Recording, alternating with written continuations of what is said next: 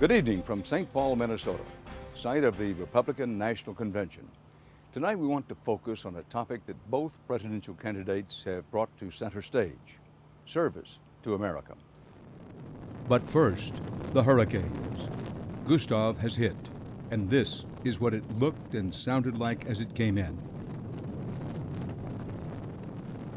You are watching and listening to what it was like to be there, as captured by our cameraman Mark Laganga on the Louisiana coast.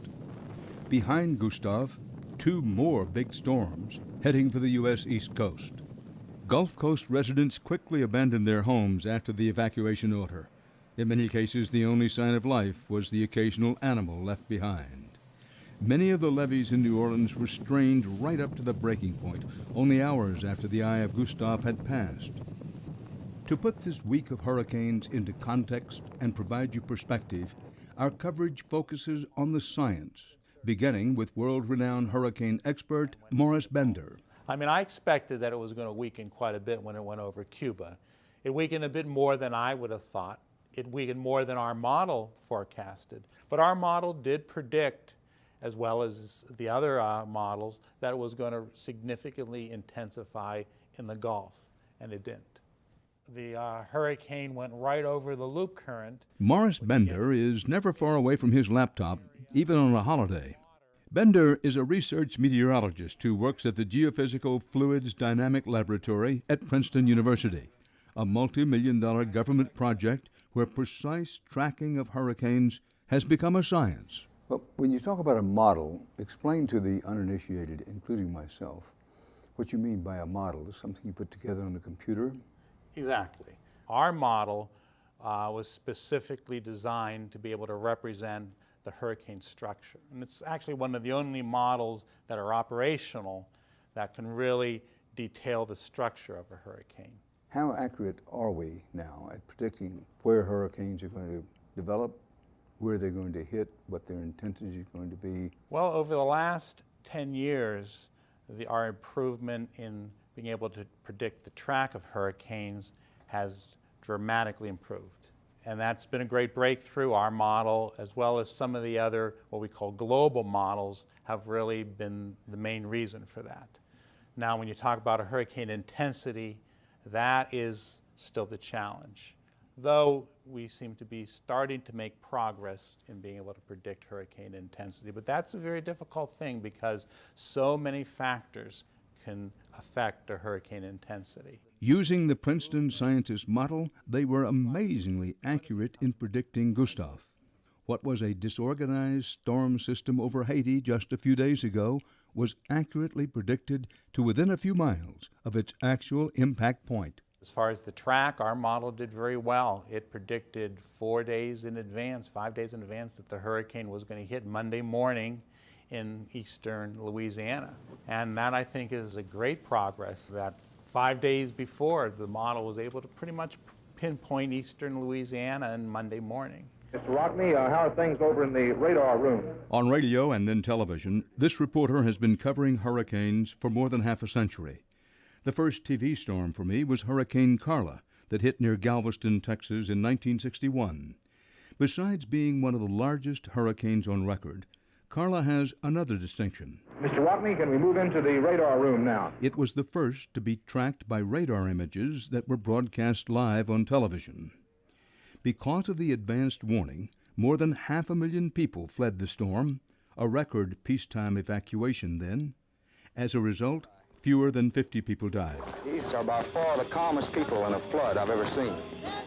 The local television station played a famous Ray Charles tune from the time.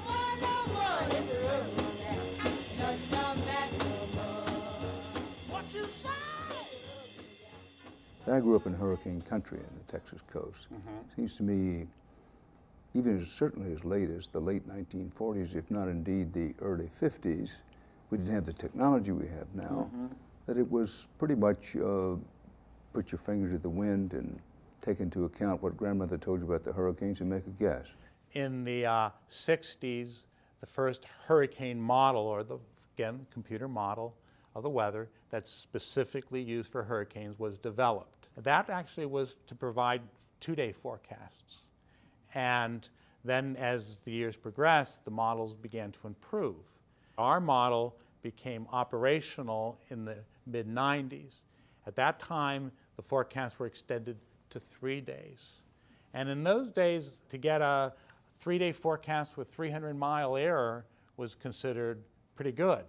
Now the error is virtually cut in half for a 3-day forecast. And that's really a revolutionary improvement. But in the years since Hurricane Carla, there's a new factor making the job of predicting future hurricanes more difficult. It's global warming.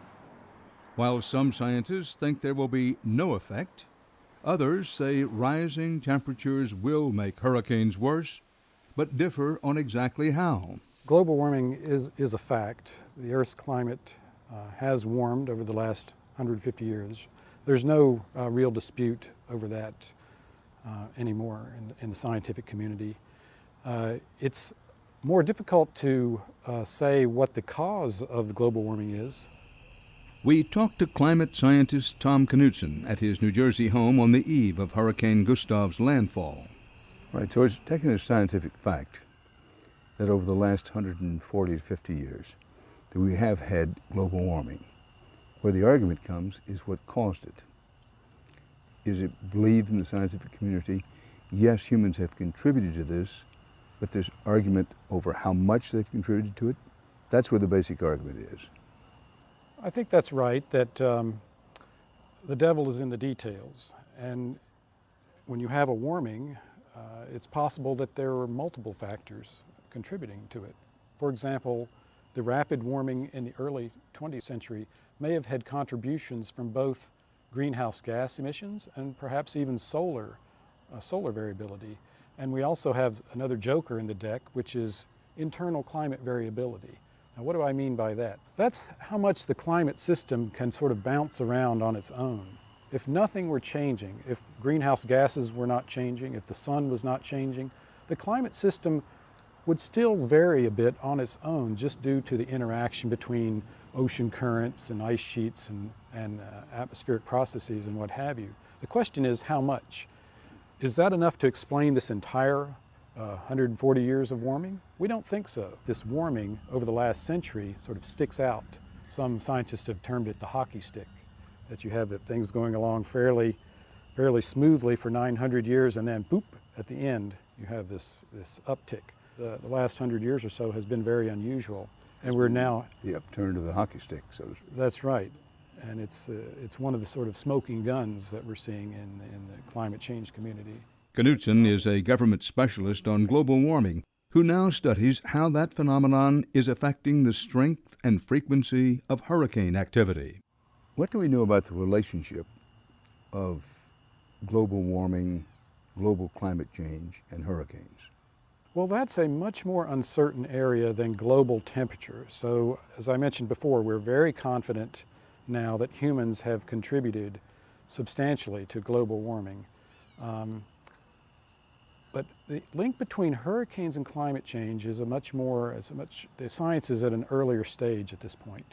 What we're finding from our own research is that when you take a climate model and simulate hurricane activity in it, and then you simulate again this activity but in a warmer climate version of the same model, we find that the hurricanes can become more intense in the warmer climate. However, when we look in the Atlantic Basin, for example, in terms of numbers of storms, we actually simulate fewer storms, fewer hurricanes in the warmer climate. So to someone, such as a reporter like myself, who says, well, we know we have global warming and global warming is causing more hurricanes, fair or unfair to say, well, you may think that, but that's not, at least not yet, a scientific fact. That's right, because if global warming caused hurricane activity to become much greater in terms of numbers of storms, then we should be able to see some evidence for an increase in hurricane counts and an increase in tropical storms when we go back to the historical data. And if you just look at the existing record and just plot it over time, you'll notice that there's an increase in tropical storms over time. And interestingly, if you take that, that curve of tropical storms and you overlay a curve of sea surface temperature, they both seem to be wiggling around and going up over time. So in a way, at face value, that looks rather alarming, because that's saying, well, sea surface temperatures are going up, tropical storms seem to be going up right in tandem, and we're projecting much larger warming for the 21st century, so that implies that we could have a very large increase in numbers of tropical storms. That's what you get when you start this analysis. However, one has to consider whether that record of tropical storms is complete or not, because now we know if there's this tropical storm going on in the Atlantic, we know about it because we have these great satellite images that we can see the whole basin very clearly. But the satellites came into the picture in the mid-1960s. Before that, no satellite data. Now there was aircraft reconnaissance from about the mid-1940s on, but prior to the mid-1940s, no regular aircraft reconnaissance in the Atlantic. But if a storm never makes landfall, then in order to be detected and be part of the database of storms, then some ship had to encounter this storm and then report that they'd observed these tropical storm force or hurricane force winds. Then we estimate that there were storms that were never seen, or likely were. So we make an educated guess as to how many of these missing storms there are. After we make this adjustment using this educated guess approach, we no longer have this rising trend in tropical storms. It's relatively flat. All right, that's the frequency of hurricanes. Now, on the intensity of the hurricanes, so someone who says, it's pretty clear to me that these hurricanes we're getting, we tend to get bigger, fiercer hurricanes than we've ever had before. What does the scientific information, limited as it is, still working on it, tell us about the intensity of hurricanes? Both the models and the theory indicate that in a warmer climate, you have this potential to have stronger storms than you do in the present day climate. But I'm being sort of vague about, I'm just saying stronger storms. The key question is how much stronger. So our estimate from our model is that for each 1 degree Celsius rise of tropical sea surface temperature that you would get with global warming, that hurricane intensities would go up about 4% roughly. For example, some models are projecting roughly 2 degrees Celsius increase of tropical Atlantic sea surface temperatures over the next century. So that would translate into about 8% increase of hurricane winds. So that's not trivial. It's not a huge increase, but I think that 8%, if it did happen, would be enough to be of importance. Well, when it comes to global warming, what should we be asking, what should we be most concerned about? Global warming means more than just global mean temperature. This global warming will have impacts on things like drought. It will have impacts on heat wave occurrence, possibly even on hurricanes. This is not it's not a simple problem, it's a very broad problem, and there are a lot of interesting and important aspects to it. And I think that the science is going to have to deal with this complexity to try to give policymakers and the public the best possible information that we can about where we're heading with this, what is essentially an experiment. And it's an unintentional experiment that we're doing with Earth's climate. And no city sits more precariously at the intersection between global warming and national policy than New Orleans. Much of the Crescent City is below sea level, protected by levees. So rising oceans are a very real threat. And of course, there's the prospect of even fiercer hurricanes. We recently marked the 3-year anniversary of Hurricane Katrina, a storm that took over 1,000 lives. But lost in the death and destruction of Katrina was the reality that the storm that did so much damage wasn't all that strong in New Orleans, and that this great disaster was largely man-made. Wall Street Journal reporter Christopher Cooper says government's response to Katrina is a national disgrace, a story he documented in the critically acclaimed book, Disaster: Hurricane Katrina and the Failure of Homeland Security. They will tell you that Hurricane Katrina was the storm of the century and nothing's ever happened like it, and it devastated 90,000 square miles of countryside. But the fact is, it was a fairly standard hurricane. There was no reason for that flood wall to fall down under those conditions.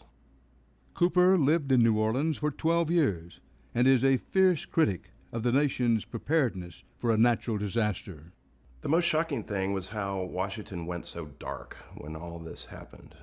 This is a disaster that approaches at a relative trot. It's 15 miles an hour. It comes over a period of days. And to see the total lack of preparation. They had nobody in the city of New Orleans when the hurricane hit, so nobody knew that the flood walls had fallen down. The locals kept telling them the flood walls fell down, and they kept saying, well, I don't know. I'm watching cable TV, and people are walking around on Bourbon Street, and it looks fine to us. Cooper says the Department of Homeland Security, founded in the wake of 9/11, made the government's response to natural disasters more bureaucratic, and that the failures of that bureaucracy were on display during Katrina. Washington is not as interested in natural disasters as they used to be. They like terrorism. They think that's sexier. It's more fun to pursue, bearded fundamentalists than it is to prepare for a run-of-the-mill flood or a forest fire or a hurricane. Most disasters are going to be natural disasters. They're not going to be terrorist attacks. New Orleans is not any more vulnerable to disaster than any other city. In the pantheon of disasters, a hurricane is sort of an average threat, and when an earthquake hits, or a fire breaks out, or there's a chemical spill, where is the federal government going to be? Responding to these disasters is the job of the Federal Emergency Management Agency, or FEMA.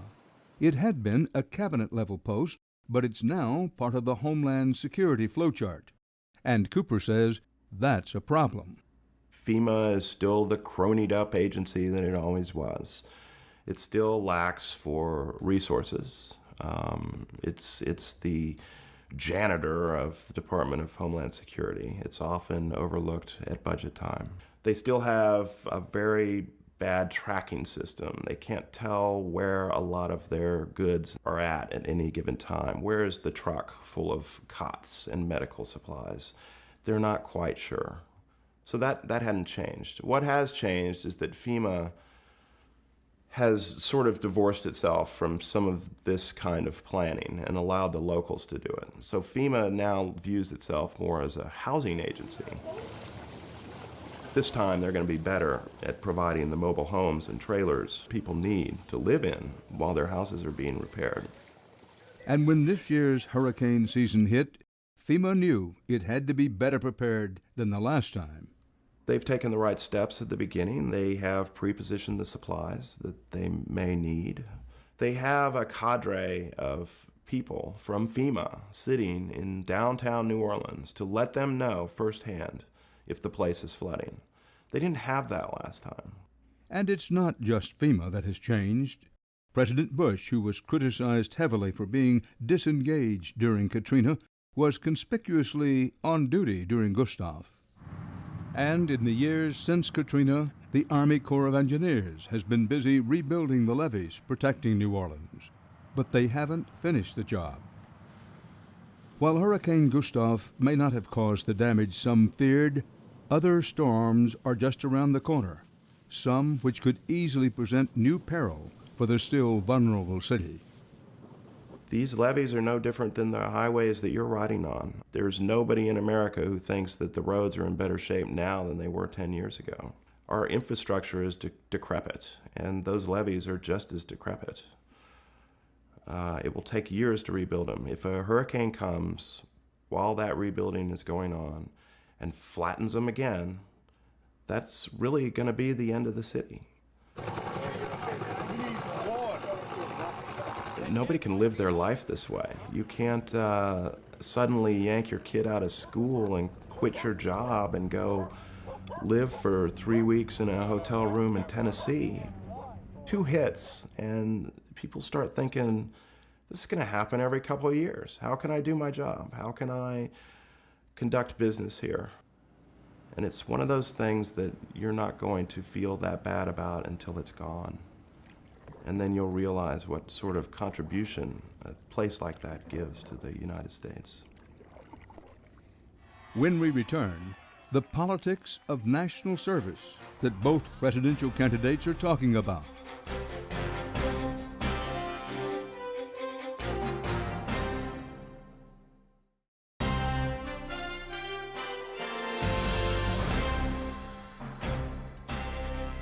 Serving your country has long been one of our democracy's greatest strengths. It's often first associated with military service, but millions of Americans answer the call every day here and around the world, and many of them do it for free.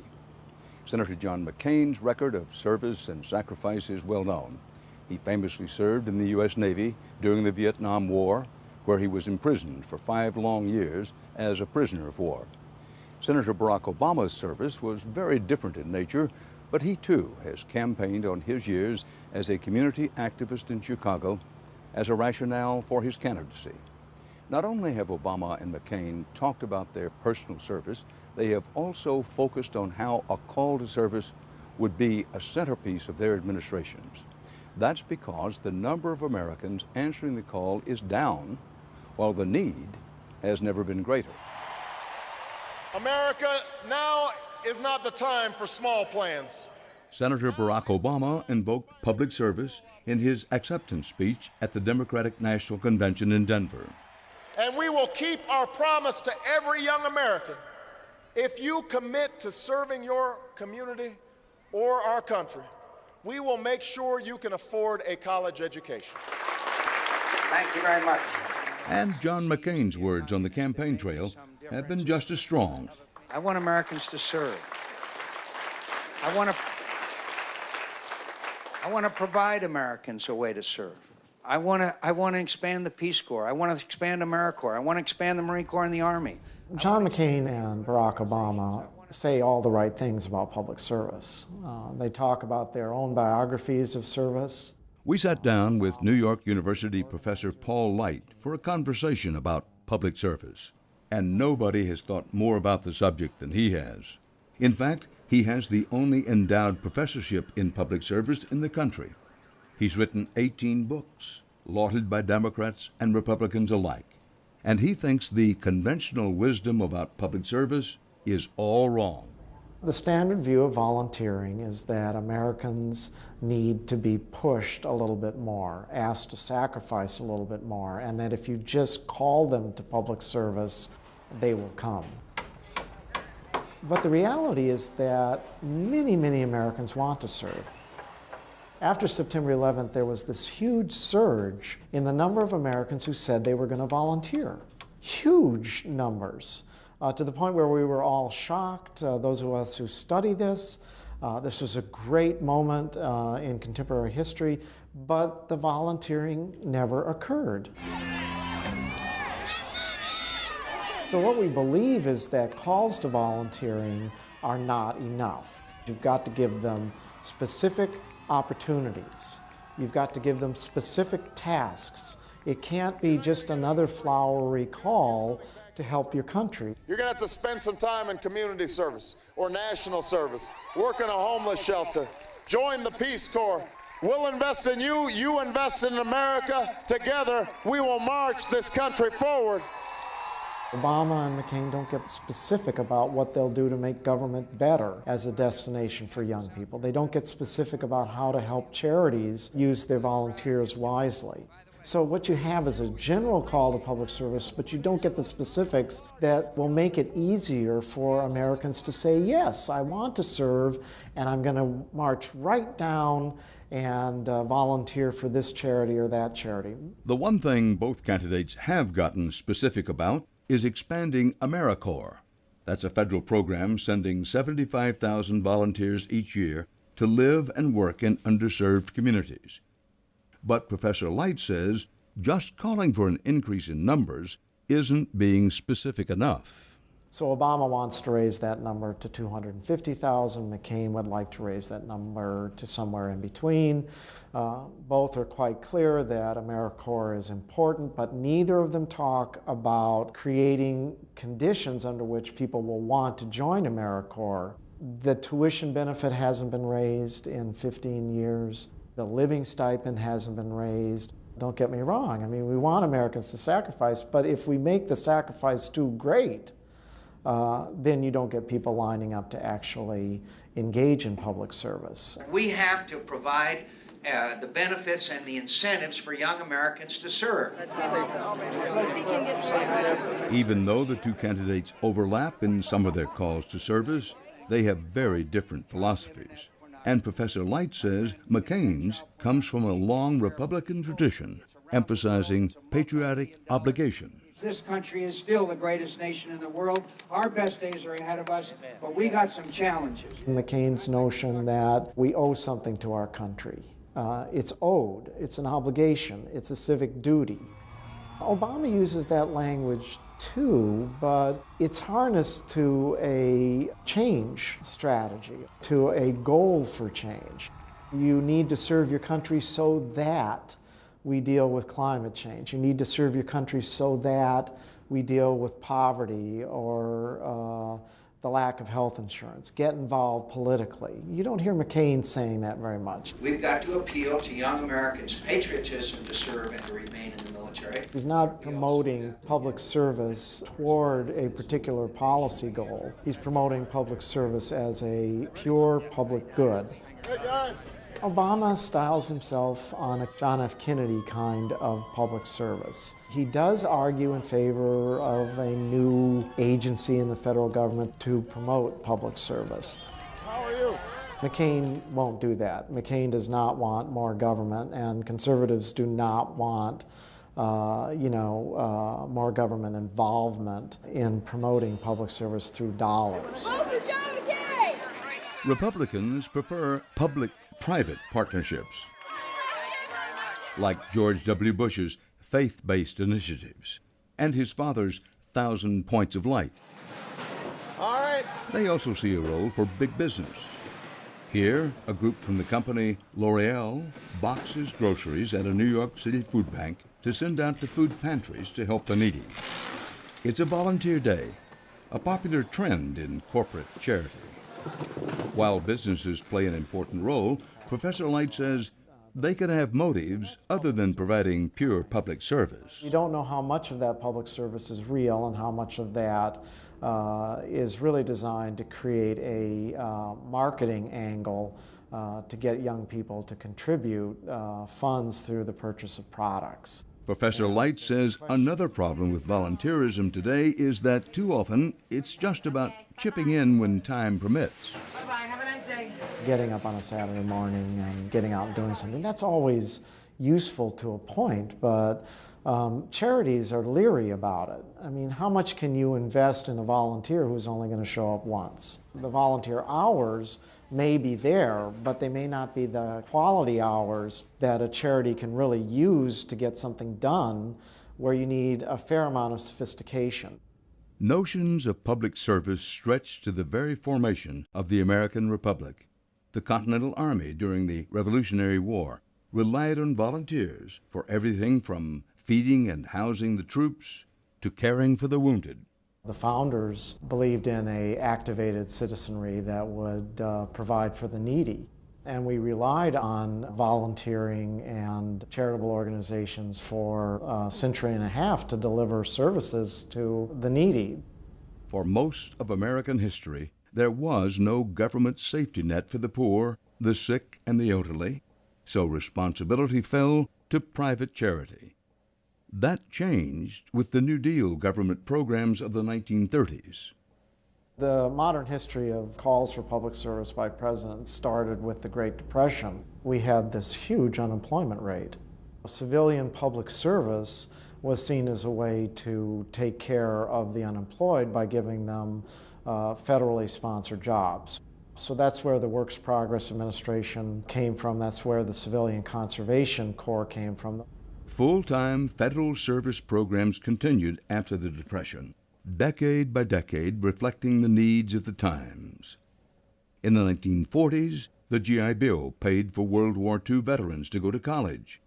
We favored public service during the 1950s in terms of educating scientists and engineers to deal with the Soviet Union's ascension and the space race. The fact that you're willing to do this for our country. And then we had the Peace Corps under John F. Kennedy in response to the idea that you should ask not what your country can do for you, but what you can do for your country. And since then, we've had public service programs and calls to public service in every administration. And with both candidates now talking about public service, that tradition will continue. But what will come of these most recent calls to serve remains uncertain. If I had one piece of advice for Obama and McCain, it's to make public service real. Don't talk about the need for people to serve without giving them options. If they just say, hey, we need you to go out there and volunteer, do good for your community without specifics, they're wasting their breath. When we return, why the Twin Cities are considered the volunteer capital of the United States. So stick here with us.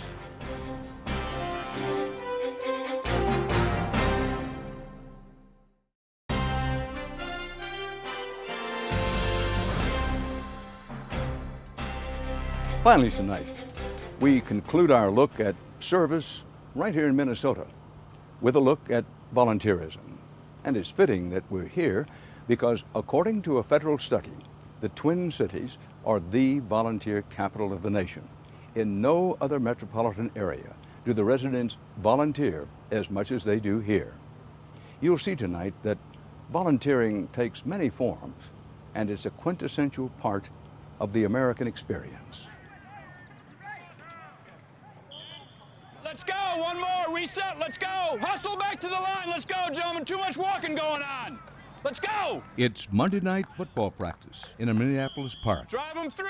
It's a scene happening all across America. Fight him back, fight him back, fight him back. Nice job, Jack. Kids are hitting the field, and on the sidelines calling the plays are their volunteer coaches. Short, choppy steps once you get into the drive stage. Greg Barsness has been coaching youth football in Armitage Park in East Minneapolis for 6 years. Down, set, hut. And even though his own sons have outgrown the program, he still gives anywhere from 10 to 40 hours a week to these kids. You will learn more than you can ever teach, and the rewards come to you in ways that you'll never anticipate and are so valuable to you. This is a labor of love. Okay, bring it in here right now, real quick, let's go. Coach Barsness says without parent volunteers like him, this community football program probably wouldn't exist. Even if you could find somebody to pay to do it, there's not those people out there to teach youngsters. Nice job, little energy on those last 6. Go get a drink of water and we'll start working on pulling. Let's go. Big thing for us here with football is teaching these kids teamwork. And you know, when they're older, blocking, tackling, that won't mean anything to them. But anything that we can teach them about teamwork, sportsmanship, discipline, that's going to come in handy down the road. Barsness and thousands of parents like him spend hours each week coaching their kids' sports programs without thinking too much about it. Blockers, get down in your stance. We're going left on 1. Down. Donating time like this is just common practice around the United States. But volunteering is particularly popular in this part of the country. Minnesota and the whole upper Midwest has one of the highest rates of volunteering, and this has been true for a long time. Psychology professor Mark Snyder studies volunteerism at the University of Minnesota. He says volunteering for everything from coaching kids in football, to sprucing up community parks and gardens, to caring for the sick, has a long history. One that dates back to a time when neighbors had to band together to survive the rugged conditions of early frontier settlements. No one on their own could build a barn, but if neighbors helped each other build barns, then everyone had barns. And from that came the traditions of volunteer firefighting, volunteer police, volunteer schools, volunteer libraries, and the whole volunteer movement came out of that. Minneapolis-St. Paul earned its title as the volunteer capital of America because almost 40% of the residents volunteer their time. The national average is 26%. Many people believe the society as we know it simply would not work without volunteers, that so many of the things that we value, the services that are not being provided publicly but get provided privately by volunteers, are essential to make society work. God bless you, man. Okay. An example can be found in a group of volunteers in Minneapolis that have taken the idea of a neighborhood watch citywide. These men are stepping in for beat police officers who were reassigned after budget cuts 5 years ago. My name is V.J. Smith. V like in victory, J like in Jesus. And what I do is get out in the community and impact our young people, our seniors, impact this community in a positive way. Amen. All right. V.J. Smith and his group Mad Dads are on the front lines in the city's most violent and gang-plagued areas. Mad Dads park their converted ambulance on city streets and use loud music, brightly colored signs designed to catch the attention of the passing traffic, Sit down. You want a Bible? and old-fashioned evangelism to reclaim street corners lost to drug dealers, gang members, and prostitutes. You know you want one. All right, man. Hey, man, I love you, man. We're not the police. We don't have guns, but we can solve some crimes, and our biggest goal is to prevent all the crimes that we can. These streets were once filled with Minneapolis police officers who were part of a federal program called COPS, or Community-Oriented Policing Services. They walked a beat, got to know the neighborhoods, but the multi-billion-dollar program that supported the officers was slashed by the Bush administration, which said millions were being spent improperly. And without federal money, cops on the street were reassigned back to their patrol cars. Now they're sorely missed in violent neighborhoods like this one, in the heart of blood street gang turf in South Minneapolis. This is what we do on the streets. See, this is why we come out on the streets to do this right here. Many, like new business owner Reginald Hunter, say Mad Dad's boisterous presence is a fine substitute for uniformed police. Don't get me wrong, police presence is needed or it'd be mayhem. But you look at this, how folks are just honking their horns and walking by. Police should be doing the same thing, but it should say Minneapolis Police Department on the side. You know, folks don't know the cops' names. The cops don't walk around and introduce themselves when a new business just opens up. They don't do that. So it's not like, you know, it's kind of like a wall there, but yet, you know, if you call 911, they're gonna come. Mad Dads believe that being a loud and conspicuous presence will drive away criminals and make residents trapped in their homes feel safe enough to come out. Exactly the idea behind the community police that were reassigned. There are now more than 50 Mad Dad volunteers who fan out across the city several nights each week. Neighbors begin to release their guards and let their guards down a little bit because they know that they've heard of Mad Dads and they're excited that we're there. Smith founded the Minneapolis chapter of Mad Dads about 10 years ago.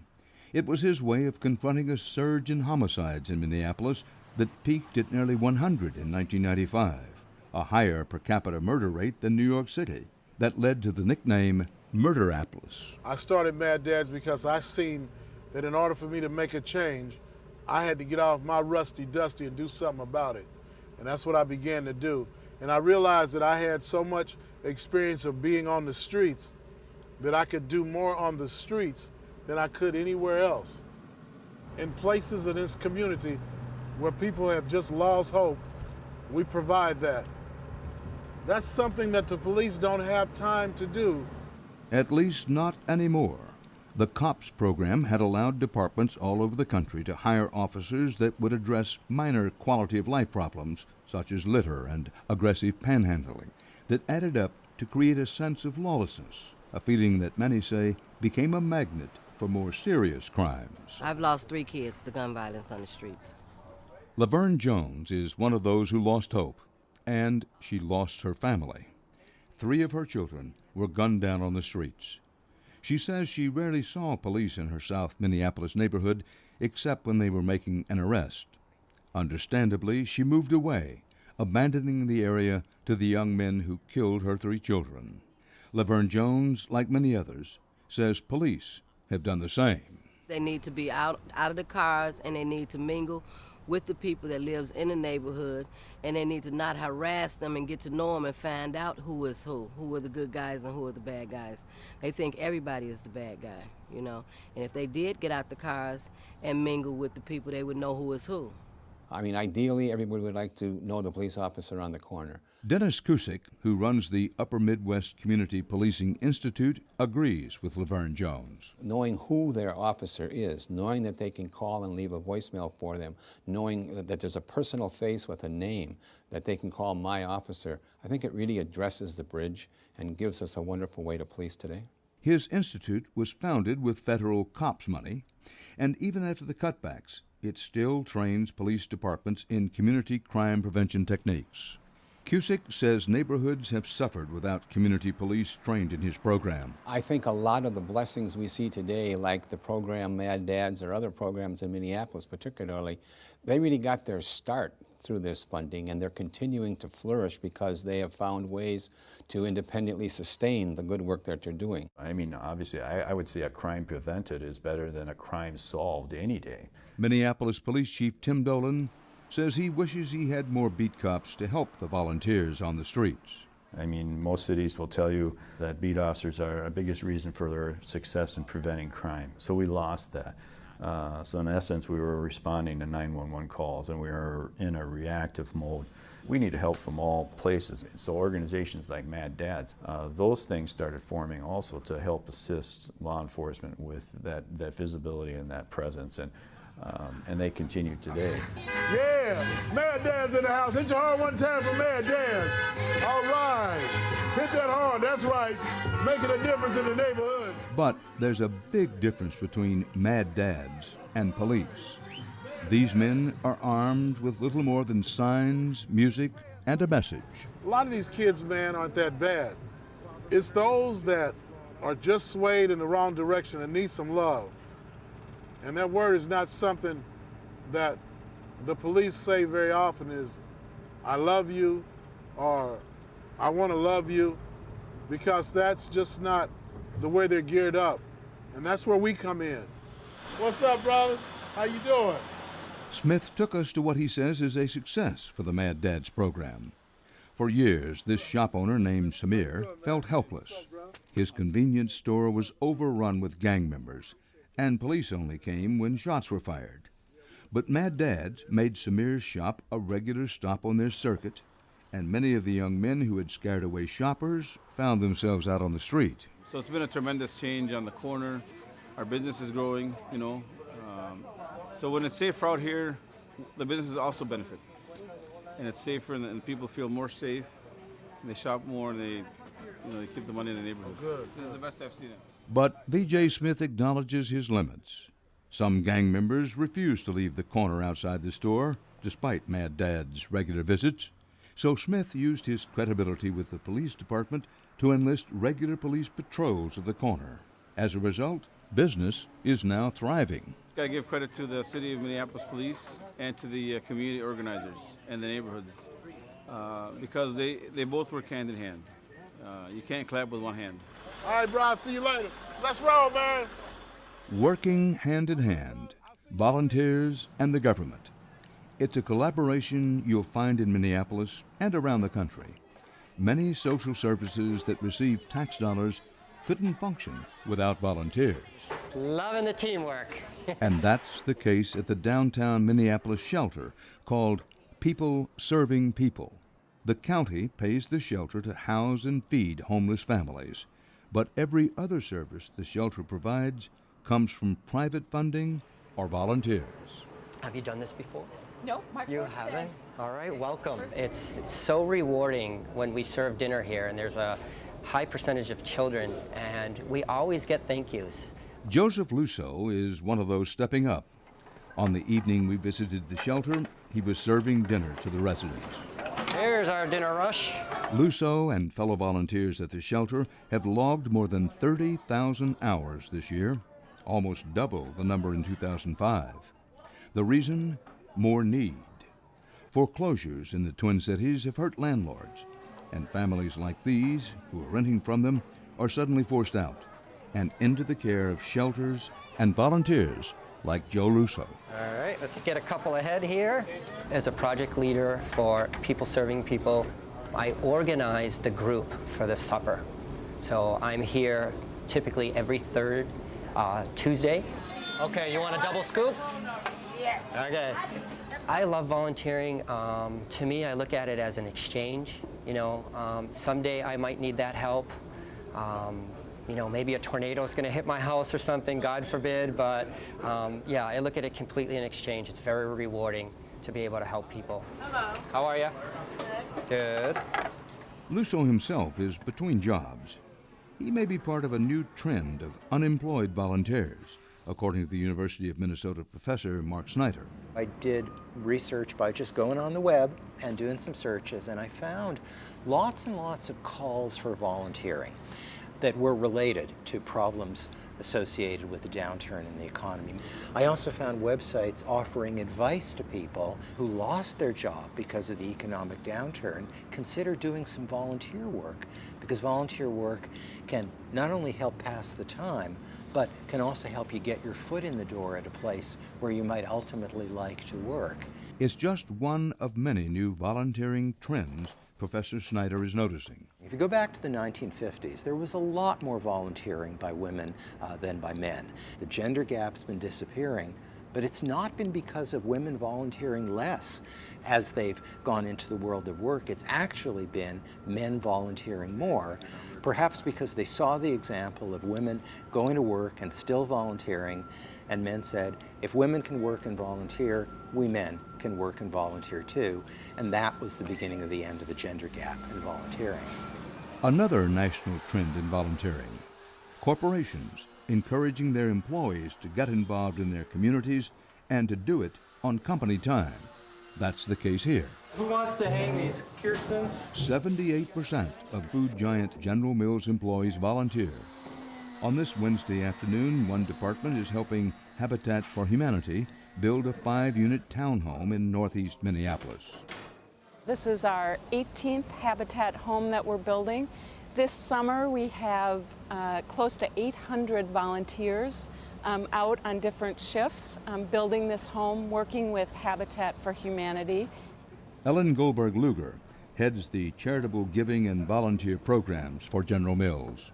I think in terms of employee volunteerism and payback, there's a huge reward for employees in terms of satisfaction and feeling that they're working for a company that is deeply committed to the community. I got you. All right, thank you. Yep. So employees gain skills from volunteerism, but also gain a sense of fulfillment that their company is really committed to volunteering. General Mills and Habitat for Humanity have a long history stretching back 17 years.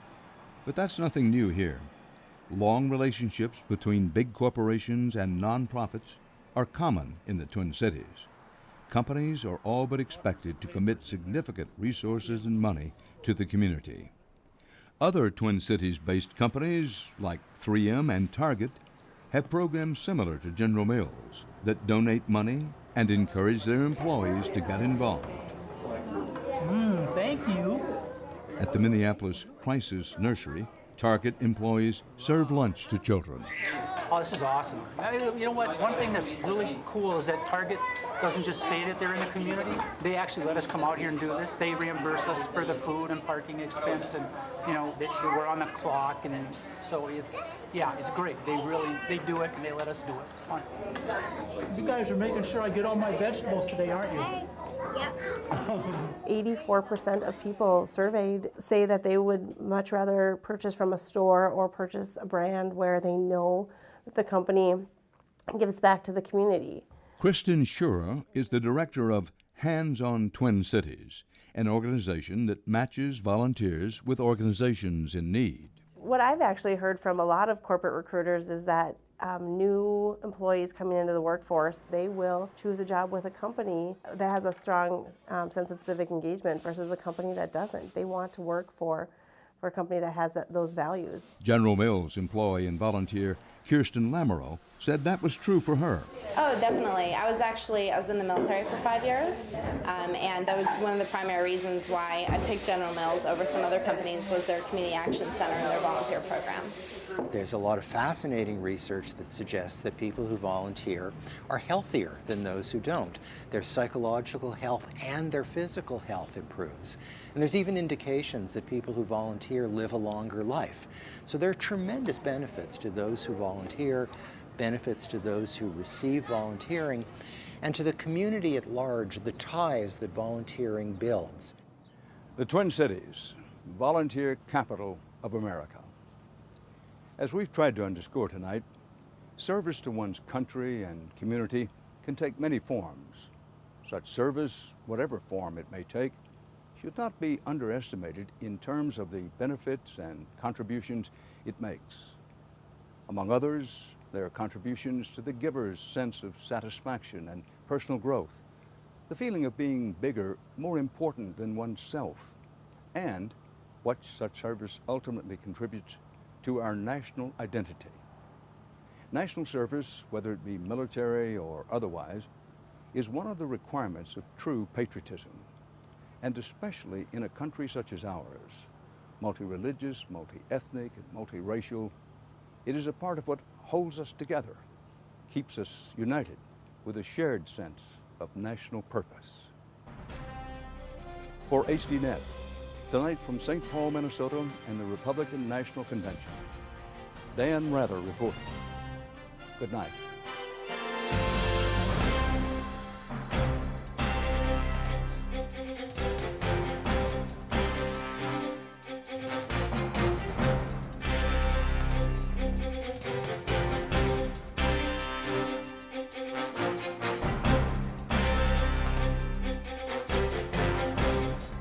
If you would like to add your name to an email list for information on upcoming programs, or if you would just like to send a question or comment, please email us at viewer@hd.net.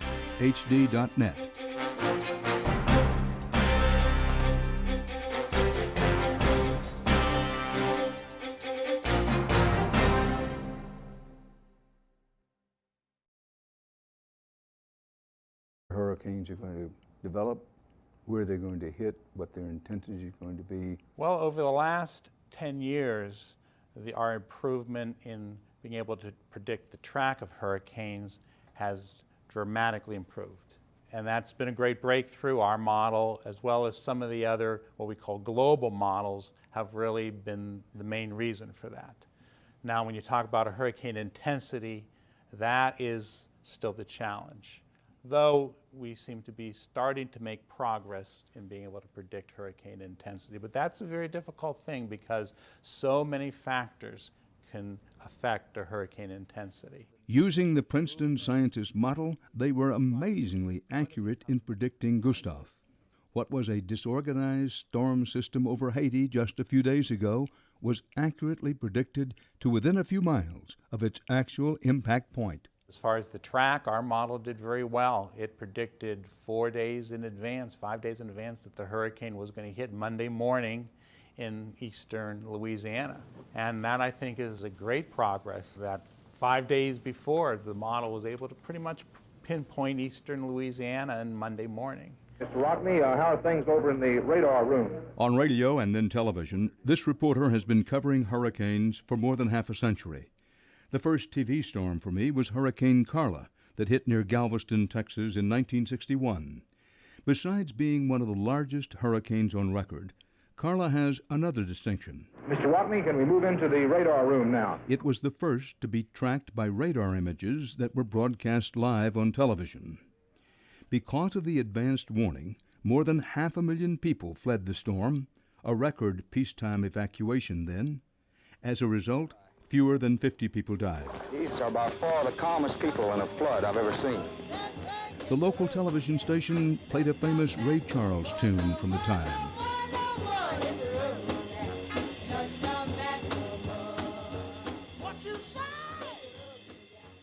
I grew up in hurricane country in the Texas coast.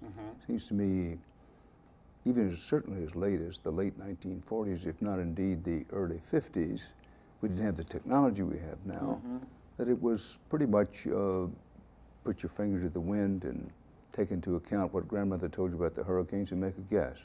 Hurricanes into context and provide you perspective, our coverage focuses on the science, beginning with world-renowned hurricane expert Morris Bender. I mean, I expected that it was going to weaken quite a bit when it went over Cuba. It weakened a bit more than I would have thought.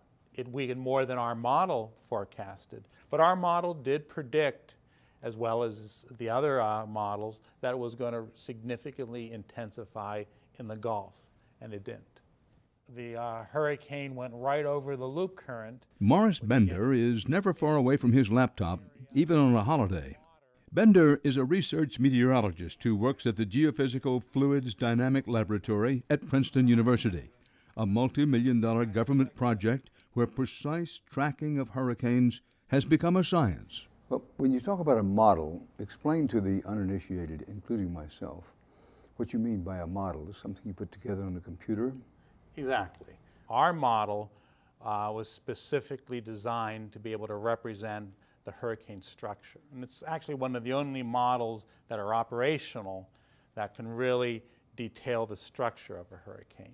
How accurate are we now at predicting where? In the 60s, the first hurricane model, or again, computer model of the weather that's specifically used for hurricanes was developed. That actually was to provide two-day forecasts. And then as the years progressed, the models began to improve. Our model became operational in the mid-90s. At that time, the forecasts were extended to 3 days. And in those days, to get a 3-day forecast with 300-mile error was considered pretty good. Now the error is virtually cut in half for a 3-day forecast. And that's really a revolutionary improvement. But in the years since Hurricane Carla, there's a new factor making the job of predicting future hurricanes more difficult. It's global warming. While some scientists think there will be no effect, others say rising temperatures will make hurricanes worse, but differ on exactly how. Global warming is a fact. The Earth's climate has warmed over the last 150 years. There's no real dispute over that anymore in the scientific.